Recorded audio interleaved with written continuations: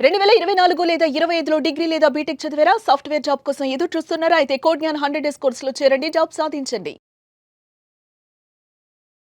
So, అమ్మాయిలు ఇంకా ఎక్కువగా ఎదుర్కొనే ప్రాబ్లమ్స్‌లో పీరియడ్స్ సమస్యలు. ఈ పీరియడ్స్‌లో కూడా చాలామంది చాలా ఎక్కువ పెయిన్ గూడా భరిస్తూ ఉంటారు. చాలా ఇబ్బంది పడుతూ ఉన్నటువంటి సమస్యలు చూస్తూ ఉంటాం. బేసిక్‌గా పీరియడ్స్ విషయానికొచ్చేటప్పుడు ఇప్పటికీ కూడా స్టిల్ ఎవరికైనా విమెన్ పీరియడ్స్ వచ్చినప్పుడు మెన్‌కి తెలియకుండా ఉండాలి. అదొక పెద్ద ఒక తప్పులాగా చూడటం అండ్ ఒక శానిటరీ ప్యాడ్స్ కూడా తీసుకోవడానికి వెళ్ళేటప్పుడు కూడా షాపు వాళ్ళు కూడా అట్లానే ఒక కవర్‌లోని దాన్ని ప్యాక్ చేసి ఇవ్వడం, బయటికి కనిపించకుండా ఉండేటట్టు చూడడం. సో, ఇదంతా ఏంటి అంత ఇంప్యూర్‌గా ఎందుకు చూడాలి ఈ పీరియడ్స్‌ని అనేది? It is not about purity and impurity, అది ఎప్పుడు కాదు. It is about your conservative thinking. Conservative thinking అనేది ఎవరికి వాళ్ళు ఇచ్చుకున్నది తప్పితే ప్రపంచం దాన్ని అలా చెయ్యాలని ఎప్పుడూ చెప్పలేదు. అండ్ కొంతమందికి అది ప్రైవసీ అనుకుంటారు, కొంతమందికి అవి మిస్ఫార్చ్యూన్ అనుకుంటారు, కొంతమంది దాన్ని దాచుకుంటారు, కొంతమంది దాన్ని ఓపెన్గా చెప్తారు, కమ్యూనికేట్ చేస్తారు. What ever said and done, that's only a personal approach తప్పితే అది మనము అందరికీ చెప్పలేం. And it's a natural phenomena. ఆ ఫినామినా వల్లనే పిల్లలు పుట్టున్నారు. మరి అలాంటంత బయోలాజికల్ ఫినామినాని తప్పు పట్టాల్సిన అవసరమే లేదు. దాంట్లో ఎడ్యుకేషన్ లేకపోతే నువ్వు ఎట్ట పుడతావు? చెట్టుకు పుట్టేస్తారా? పుట్టరు కదా. You have to get your self in to a womb of a mother which the lining sheds every month to make the pregnancy happen. And pregnancy లేకపోతే మళ్ళీ పీరియడ్ వచ్చేస్తుంది. సో ఇంత బయోలాజికలీ రెలవెంట్ ప్యూర్ సైంటిఫిక్ ఫినామినాన్ని ఎవ్వరు తప్పుపట్టడానికి లేదు. So, periods అందరికి ఆడపిల్లలందరికీ periods గురించి తెలుసు అని అనుకుంటారు. బట్ పీరియడ్స్ ఏ రకంగా వస్తాయి? సో, ఇప్పుడు ఎవ్రీ మంత్ ఎగ్ రిలీజ్ అయితేనే పీరియడ్స్ వస్తాయా? కరెక్ట్. సో, ఎలా వస్తుంది? ఏంటి అసలు దాని గురించి చాలా మందికి తెలిసే అవకాశం ఉండదు. సో మెన్స్ట్రువల్ సైకిల్ అనేది ఒక యావరేజ్గా 21 days to 35 days వరకు ఒక యావరేజ్ మెన్స్ట్రువల్ సైకిల్ ఉంటుంది. ఈ యావరేజ్ మెన్స్ట్రువల్ సైకిల్ని 2 బిట్స్ కింద మనం డివైడ్ చేయవచ్చు. First half estrogen cycle, second half estrogen progesterone combination ఉంటుంది. ఫస్ట్ హాఫ్లో ఎగ్ ఫామ్ అవుతుంది. ఒక చిన్న ఎగ్ ఓవరీలో నుంచి ఫామ్ అవుతూ అవుతూ అవుతూ అవుతూ ఒక 20 mm 22 mm సైజ్కి ఎగ్ వస్తుంది. ఓవరీలో ఏదో ఒక ఓవరీలో నుంచి ఒక ఎగ్ తయారవుతుంది. వెరీ రేర్లీ 2 eggs తయారవుతాయి, లేకపోతే 1 egg ఎవ్రీ మంత్ ఆల్టర్నేట్గా వస్తూ ఉంటుంది. ఒక ఓవరీలోంచి ఇంకొక ఓవరీలోంచి ఆ ఎగ్ వచ్చినప్పుడు ఆ ఎగ్ ఈస్ట్రోజన్ని ప్రొడ్యూస్ చేస్తున్నప్పుడు ఆ ఈస్ట్రోజన్ అనేది ఆ యూట్రస్లో ఉన్న లైనింగ్ ఏదైతే ఉంటుందో ఆ లైనింగ్ని డెవలప్ చేస్తుంది. ఆ లైనింగ్ని అది డెవలప్ చేసినప్పుడు ఎగ్ రిలీజ్ అయిన తర్వాత అప్రాక్సిమేట్లీ మిడ్ సైకిల్, హాఫ్ టైంలో అది రిలీజ్ అవుతుంది. రిలీజ్ అయినప్పుడు ఒక 30 day సైకిల్ అంటే 15-16 day రిలీజ్ అవుతుంది. రిలీజ్ అయినప్పుడు ప్రొజెస్ట్రాన్ స్టార్ట్ అవుతుంది. ఆ ప్రొజెస్ట్రాన్ ఈ లైనింగ్ని ఇంకా నరిష్ చేస్తుంది. నరిష్ చేసి ప్రెగ్నెన్సీ వస్తే దానికి నరిష్మెంట్ ఇస్తుంది. ఫుడ్ ఫర్ ప్రెగ్నెన్సీ అనమాట. ఒకవేళ ప్రెగ్నెన్సీ రాకపోతే ఎగ్జాక్ట్గా 14-15 daysకి ఈస్ట్రోజన్ ప్రొజెస్ట్రాన్ రెండూ పడిపోయి పీరియడ్ వస్తుంది. అండ్ ఇవన్నీ కూడా మాస్టర్ హార్మోన్స్తో నడుస్తాయి. బ్రెయిన్ పిట్యూటరీ గ్లాండ్లో రిలీజ్ అయ్యే follicle stimulating hormone, luteinizing hormone, thyroid hormones, prolactin hormones ఆధ్వర్యంలో ఈ అంతా వ్యవస్థ నడుస్తూ ఉంటుంది. ఇది ఒక నార్మల్ మెన్స్ట్రువల్ సైకిల్ జరిగే పద్ధతి. ఇది కొంతమందికి కొద్ది రోజులు ఎక్కువ ఉంటుంది, కొద్ది రోజులు తక్కువ ఉంటుంది, కొంచెం లైనింగ్ ఎక్కువ ఉంటుంది, కొంచెం లైనింగ్ తక్కువ ఉంటుంది, అప్పుడప్పుడు ఎగ్ వస్తుంది, అప్పుడప్పుడు రాదు. ఇవన్నీ కూడా డిఫరెన్సెస్ ఉంటాయి. కానీ బేసిక్ మెకానిజం అయితే ఇదే. సో, ఇప్పుడు పీరియడ్స్ టైంలోనే చాలా మందికి ఎక్కువ పెయిన్ వస్తుంది. కొంతమందికి అంత పెద్ద పెయిన్ కూడా ఏం అనిపించదు, అసలు తెలియదు కూడా, అలా ఉంటుంది. సో, పెద్దవాళ్ళు చెప్తుంటారు పెయిన్ వచ్చినా కూడా మంచిదే, నీకు కన్సీవ్ తొందరగా అవుతావు, నీకు డెలివరీ బాగుంటుందా అని కొంతమంది చెప్తూ ఉంటారు. అసలు ఇందులో వాస్తవం ఎంత? నిజంగా పెయిన్ వస్తే అట్లా ఉంటుందా? బేసిక్గా పెయిన్ అనేది నేను చెప్పాను ముందే, అదొక పర్సెప్షన్. కొంతమందికి ఎక్కువ వస్తుంది, కొంతమందికి బాగా పెయిన్ ఉన్నా కూడా చిటుక్కన్నట్టు కూడా ఉండదు. సో పెయిన్ అనేది subjective to your body. And కొంతమందికి డిస్మెనోరియా అంటాం, అంటే పీరియడ్ పెయిన్. ఆ డిస్మెనోరియా 2-3 రకాలుగా ఉంటుంది. స్పాస్మోడిక్ డిస్మెనోరియా, కంజెస్టివ్ డిస్మెనోరియా అని ఇట్లా 2-3 రకాలుగా ఉంటుంది. ఆ పీరియడ్ పెయిన్కి మనము న్యాచురల్ మెథడ్స్ కొన్ని ట్రై చేయాలి. న్యాచురల్ మెథడ్స్లో టైంకి తినడం, టైంకి పడుకోవడం, ఎక్కువగా ఫ్యాటీ ఆయిలీ ఫుడ్స్ ఎక్కువ తీసుకోకపోవడము, క్యాలరీస్ కొంచెం కరెక్ట్గా ఉండడం, వ్యాయామం కరెక్ట్గా ఉండడము, నైట్ తొందరగా పడుకోవడం, ఇవన్నీ నీ పీరియడ్ సైకిల్ని ఇన్ఫ్లుయెన్స్ చేస్తాయి. వీటన్నిటితో పాటు నీ మంచి ఎగ్ ఫార్మేషన్, ఎగ్ రిలీజ్ ఉంటే నీకు అంతగా ఇబ్బంది ఉండదు. ఎగ్ ఫార్మేషన్, ఎగ్ రిలీజ్లో ప్రాబ్లం ఉందనుకో నీకు కొంచెం పెయిన్ ఎక్కువగా ఉండే ఛాన్సెస్ ఉంటాయి. యానోవిలేటరీ సైకిల్స్లో అప్పుడప్పుడు బ్లీడింగ్ ఎక్కువ ఉండే ఛాన్స్ ఉంటుంది. సో ఇలాగా డిఫరెంట్ ప్రాబ్లమ్స్ డిఫరెంట్ ఉంటాయి. ఫైబ్రాయిడ్స్ ఉంటే పెయిన్ ఎక్కువ ఉండే ఛాన్స్ ఉంటుంది, ఎండోమెట్రియోసిస్లో ఎక్కువ ఉండే ఛాన్స్ ఉంటుంది. ఇవన్నీ కూడా మనం రూల్ అవుట్ చేసుకోవాలి. అండ్ కొంతమందికి జస్ట్ ఈ స్పాస్మోడిక్ కంజెస్టివ్ డిస్పెనోరియాస్ ఉన్న వాళ్ళకి కొంచెం హాట్ ప్యాక్ పెట్టుకుంటే కూడా అబ్డమిన్ పెల్విస్ దగ్గర కొంచెం రిలీఫ్ ఉంటుంది. కొంతమందికి పెయిన్ కిల్లర్ తీసుకుంటే కానీ తగ్గదు. అలా ఇప్పుడు ఫైబ్రాయిడ్స్ ఉన్నా, ఎండోమెట్రియోసిస్ లాంటి ప్రాబ్లమ్స్ ఉన్నా, అడినోమయోసిస్ లాంటి ప్రాబ్లమ్స్ ఉన్నా వాళ్ళకి దానికి స్పెసిఫిక్ మేనేజ్మెంట్ ఇస్తే తప్పితే తగ్గదు. సో ఇలా ప్రాబ్లమ్ని బట్టి కూడా మనము సొల్యూషన్స్ అనేది చూసుకుంటూ ఉండాలి. సో అలా రెగ్యులర్గా ఆ పెయిన్ వస్తుందని పెయిన్ కిల్లర్స్ యూజ్ చేయడం వల్ల ఏమైనా ఇబ్బంది ఉంటుందా ఫర్దర్గా? అలా ఇబ్బంది పడాల్సిన అవసరం ఉండదు.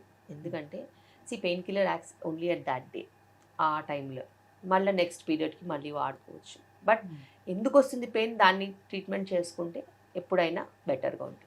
రైట్. పీరియడ్స్ రాకుండా కూడా కొన్ని రకాల టాబ్లెట్స్, అంటే దాన్ని ఎక్స్టెండ్ చేసుకోవడానికి కూడా కొన్ని రకాల టాబ్లెట్స్ యూజ్ చేస్తూ ఉంటారు. సో దానివల్ల ఏమైనా ఇష్యూస్ వస్తాయంటారా? ఖచ్చితంగా పీరియడ్ సైకిల్ని డిస్టర్బ్ చేస్తే ఫ్యూచర్లో ఇర్రెగ్యులర్ పీరియడ్స్ వచ్చే ఛాన్స్ ఉంటుంది, వెయిట్ గెయిన్ ఛాన్సెస్ ఉంటాయి, బ్లోటింగ్ ఛాన్సెస్ ఉంటుంది. అండ్ ఇర్రెగ్యులారిటీస్ వల్ల చాలా ఇబ్బందులు పాలైన వాళ్ళు కూడా ఉంటారు. ప్రొవైడెడ్ మీరు ఎప్పుడు పీరియడ్ పోస్ట్పోన్మెంట్కి ట్యాబ్లెట్స్ తీసుకోవద్దు unless and until it's some kind of dire emergency. కానీ ఇప్పుడు చాలా టూ క్యాజువల్ అయిపోయాయి ఎమర్జెన్సీస్ కూడా. డిస్టర్బ్ చేసినట్టు అయితే సైకిల్స్ డిస్టర్బ్ అయ్యే ఛాన్సెస్ ఉంటాయి. వాటితో వచ్చే సైడ్ ఎఫెక్ట్స్ కూడా చాలా ఉంటాయి. మ్యామ్, గతంలో పీరియడ్స్ వచ్చేటప్పుడు క్లాత్స్ అనేది యూజ్ చేసేవారు, రైట్? అప్పుడు ప్యాడ్స్ అనేది అవైలబుల్ లేకపోతుంటే క్లాత్స్ యూజ్ చేసేవారు. సో క్లాత్స్ యూజ్ చేయడం అంటే యూజ్ చేసింది మళ్ళీ ఉతికి ఆరేసి మళ్ళీ చేయటం అలాంటివి చేస్తుండేవాడి వల్ల వాళ్ళకి ఇన్ఫెక్షన్స్ రావడం అనేది జరుగుతుందని ఏవో ప్యాడ్స్ అనేది కొన్ని రకాల మార్కెట్లోకి వచ్చే తర్వాత ప్యాడ్స్ యూజ్ చేస్తున్నారు. ఇప్పుడు ప్యాడ్స్ యూజ్ చేయడం వల్ల కూడా ఇన్ఫర్టిలిటీకి దారి తీస్తుంది అని చెప్తున్నారు. ఇందులో వాస్తవం ఎంత? ఖచ్చితంగా బ్యాక్ టు రూట్స్ అని చెప్తారు. బ్యాక్ టు రూట్స్ అంటే ఏంటి? ఇంతకుముందు క్లాత్ వాడేవాళ్ళు, ఇప్పుడు మళ్ళీ పీరియడ్ ప్యాంటీస్ వచ్చాయి. బికాస్ పీరియడ్ ప్యాంటీస్ అనేవి safe, washable, eco friendly and good for environment, healthy for the one who is using it also, and that's one of the safest methods అని decide చేశారు. The only thing is కొంచెం ఫ్రీక్వెన్సీగా మార్చుకోవాలి అంతే. And wash చేసుకుని మళ్ళీ reuse చేసుకోవచ్చు. అవి యాంటీ బ్యాక్టీరియల్ కోటింగ్తో కూడా వస్తాయి. ఇవి మళ్ళీ బ్యాక్ టు రూట్స్ కాన్సెప్ట్లో వచ్చాం. ఎందుకు వచ్చింది ఆ కాన్సెప్ట్? ఎందుకంటే చాలా రకాలుగా ప్లాస్టిక్స్, మైక్రో ప్లాస్టిక్స్ అనేవి ఈ ప్యాడ్స్ ద్వారా బాడీలో నుంచి లీచ్ అయ్యి వెజైనా ద్వారా వెళ్ళి ఓవేరియన్ క్యాన్సర్ కూడా కాజ్ చేస్తున్నాయి, ఇన్ఫర్టిలిటీ కూడా కాజ్ చేస్తున్నాయి, అలా రకరకాల ప్రాబ్లమ్స్ కూడా కాజ్ చేస్తున్నాయని నిర్ధారణ చేశారు. ఎంతవరకు వెళ్ళిందంటే ఈవెన్ ఫీటస్లో, ఫీటల్ ప్లాసెంటా ఉంటుంది కదా, ప్లాసెంటాలో కూడా మైక్రో ప్లాస్టిక్స్ బయటపడ్డాయి. అంటే మైక్రో ప్లాస్టిక్స్ ఎలా, ఎక్కడి నుంచి, ఏ రూపాన్ని నుంచి వెళ్తున్నాయో కూడా మనకు తెలియదు. అయితే ఈ శానిటరీ ప్యాడ్స్ ద్వారా కూడా మైక్రో ప్లాస్టిక్స్ లీచ్ అవుతున్నాయని సైంటిఫిక్ రీసెర్చ్ ద్వారా మనకి బయటపడింది. అదే కాకుండా ఈ మైక్రో ప్లాస్టిక్స్ ఏవైతే ఉంటాయో, ప్లాస్టిక్స్ ఏవైతే ఉంటాయో యూస్ చేసిన వాటిలలో అది ల్యాండ్ ఫిల్స్ కాజ్ చేస్తున్నాయి. ఎన్వైరన్మెంట్లో పెద్ద మొత్తాన కొన్ని వందల సంవత్సరాల వరకు కూడా బయోడిగ్రేడబుల్ కాదు. వాటి వలన మనకి పొల్యూషనే కాకుండా ల్యాండ్ ఫిల్స్ అవ్వడమే కాకుండా అవి నాన్ బయోడిగ్రేడబుల్ అని నిర్ధారణ చేశారు. సో అంత పెద్ద థ్రెట్ ఉంది ఇప్పుడు. అందుకే ఆల్టర్నేటివ్గా మనకి menstrual cups which are silicone and bio friendly వచ్చాయి. అండ్ బయోడిగ్రేడబుల్ శానిటరీ ప్యాడ్స్ వచ్చాయి. చాలా బ్రాండ్స్ ఉన్నాయి biodegradable sanitary pads. Bamboo stem నుంచి చేయడము, కొన్ని హస్క్ నుంచి చేయడము, అలా రకరకాలుగా బయోడిగ్రేడబుల్ ఒక 30 to 40 డేస్లో మొత్తం డిగ్రేడ్ అయిపోయేలాగా మనకి ప్రొడక్షన్ ఉంటుంది, డిస్ట్రిబ్యూషన్ కూడా ఉంది. విలేజ్ లెవెల్ నుంచి సిటీ లెవెల్ వరకు కూడా ఆ నెట్వర్క్ అనేది ఉంది. అండ్ ఆ దారిలో మేము కూడా చాలా కృషి చేస్తున్నాం. నాకు డాక్టర్ కే శిల్పి రెడ్డి ఫౌండేషన్ ఉంది. ఆ ఫౌండేషన్ ద్వారా కూడా biodegradable non plastic sanitary pads అనేది గవర్నమెంట్ స్కూల్స్లో మేము ఫ్రీగా పంచిన రోజులు కూడా ఉన్నాయి అవేర్నెస్ కోసం. అదే కాకుండా మళ్ళీ ఈ పీరియడ్ ప్యాంటీస్ కూడా ట్రైబల్ చిల్డ్రన్కి, యంగ్ ఉమెన్కి ట్రైబల్ ఏరియాస్లో మనం 2-3 కనుక ఇచ్చినట్టు అయితే వాళ్ళు 5 years వరకు కూడా వాడుకోవచ్చు. సో అంత వాళ్ళకి సేఫ్టీ కూడా ఉంటుంది, హెల్తీ కూడా, అండ్ పెద్దగా ట్రైన్ చేయాల్సిన అవసరం ఉండదు. అండ్ ఎవరైతే మ్యారీడ్ ఉంటారో, ఎవరైతే చైల్డ్ బర్త్ అయిన వాళ్ళు ఉంటారో వాళ్ళకి వాళ్ళ సైజుని బట్టి మనము మంచి ట్యాంపూన్స్ కాకుండా, ట్యాంపూన్స్తో కూడా మళ్ళీ అదే ప్రాబ్లం, మైక్రో ప్లాస్టిక్స్, ఫైబర్, ఇవన్నీ మనకి ఏంటో తెలియదు. మనం మెన్స్ట్రువల్ కప్స్ ఇస్తాం. మెన్స్ట్రువల్ కప్స్ ఇచ్చినప్పుడు కూడా వాళ్ళకి ఈ సేఫ్టీ ఆస్పెక్ట్లో జస్ట్ కప్ తీయడం, ఎంటీ చేయడం, వాష్ చేసుకోవడం, హాట్ వాటర్లో బాయిల్ చేసుకొని రీయూజ్ చేసుకోవడం, and 1 cup will last for many years. So ఇవి ఎన్వైరన్మెంటల్ ఫ్రెండ్లీ, ఉమెన్కి healthy, training minimum, and sustainable, cost effective. And ఇట్లా మనము చూసుకున్నట్టు అయితే అటు వీళ్ళ హెల్త్ బాగుంటుంది, ప్లాస్టిక్స్ వల్ల నష్టము ఉండదు, అటు మనం సమాజానికి కూడా, ఎన్వైరన్మెంట్కి కూడా ఫ్రెండ్లీగా వెళ్ళొచ్చు. Coming to unwanted kids ma'am, so ఇప్పుడు షాప్స్లోని చాలా దొరికేస్తున్నాయి కాబట్టి, సో ఎవరైతే పిల్లలు వచ్చి హాస్టల్లో ఉండి వాళ్ళు చదువుకోవడానికి వస్తున్నారో వాళ్ళు కూడా యూస్ చేయడం జరుగుతూ ఉంది. సో న్యూలీ మ్యారీడ్ కపుల్ కూడా ఈజీగా యూస్ చేస్తూ ఉన్నారు. సో లాంగ్ టర్మ్లో ఇవి యూస్ చేయడం వల్ల వచ్చే కాంప్లికేషన్స్ ఎలా ఉంటాయి? అన్వాంటెడ్ కిడ్స్ అంటే నాకు గుర్తుకొచ్చింది, 2 రకాలు ఉంటాయి అందులో. ఒకటి ఎమర్జెన్సీ కాంట్రసెప్షన్, ఇంకొకటి అబార్షన్ పిల్స్. అయితే ఈ ఎమర్జెన్సీ కాంట్రసెప్షన్ అనేది దాని పేరే ఉంది, it's an emergency contraception, but it is not contraception అని. రెగ్యులర్గా క్యాజువల్గా ఇంటర్కోర్సు, కమిటెడ్ రిలేషన్షిప్స్లో ఉన్న వాళ్ళకి ఇవి యూజ్ చేయడానికి హక్కు వీలు లేదు, because they are only for emergency purpose. లైఫ్లో ఎమర్జెన్సీస్ ఎప్పుడు ఉంటాయి? ఎప్పుడన్నా ఒకసారి ఉంటుంది. అది ఎవరికి, అందరికీ రావాల్సిన అవసరం లేదు ఎమర్జెన్సీస్. ఎవరికైనా ఎమర్జెన్సీ వచ్చినప్పుడు, for example rape or anything that is not at all predicted at that time, emergency contraception use చేయాలి. If you fall in that fertile time, period నిన్న అయిపోయింది, ఈరోజు ఎందుకు ఎమర్జెన్సీ కాంట్రసెప్షన్? రేపు నీకు పీరియడ్ వచ్చేలా ఉంది, ఈరోజు ఏదైనా యాక్సిడెంటల్ ఇంటర్కోర్స్, ఈరోజు ఎందుకు emergency contraception? So your doctor has to decide whether you really need it or not. So ప్రతి ఎమర్జెన్సీ కండిషన్ నువ్వు డిసైడ్ చేయొద్దు, నీ డాక్టర్ డిసైడ్ చేస్తుంది. And whether to give you or not తను డిసైడ్ చేస్తుంది. This is first thing. Second thing, abortion pills. ఈ abortion pills అనేవి చాలా చాలా ట్రిక్కీ. ఆ అబార్షన్ పిల్స్ కొన్ని కోట్ల ప్రాణాలు తీసేసుకున్నాయి. If given under supervision in a medical setup, నీకు ఫాలో అప్ ఉంటుంది. You are entitled to give a safe environment, correct protocol, follow it up, everything is clear or not, you will judge and you will give them that safety. మీకు safety లేకుండా ఎటబడితే అటు తీసుకుంటే నీ ప్రాణాలు పోతాయి. ఏ హాస్టల్లోనో మీరు అన్నట్టు ఏ ఇంట్లోనో పొద్దున్న లేసే వరకు బతికి ఉండరు. ఎందుకంటే మేము ఆ ట్యాబ్లెట్స్ ఇవ్వాలి అని అంటే ఖచ్చితంగా హిమోగ్లోబిన్ చెక్ చేస్తాము, ఓకే, థైరాయిడ్ చెక్ చేస్తాము, స్కాన్ చేస్తాము, ఎన్ని వీక్స్ ఉందో చూస్తాము, దాని ప్రకారం డోస్ ఇస్తాము. ఫస్ట్ డోసులు, సెకండ్ డోసులు, ఫాలో అప్ స్కాన్లు కూడా ఉంటాయి. వీళ్ళు మింగేస్తే, ఎటబడితే అటు మింగితే, అది యూట్రస్లోనే లేకపోతే ట్యూబ్లో ఉంటే, అది పగిలిపోతే, పెయిన్ వస్తే ఈ పెయిన్ కామనే కదా అని భరిస్తే మార్నింగ్కి శవమై తేలుతారు. సో ఇలా ఎంతోమంది చనిపోయి కాంట్రవర్షియల్ కేసెస్ అయినవి కూడా మీరు చూశారు.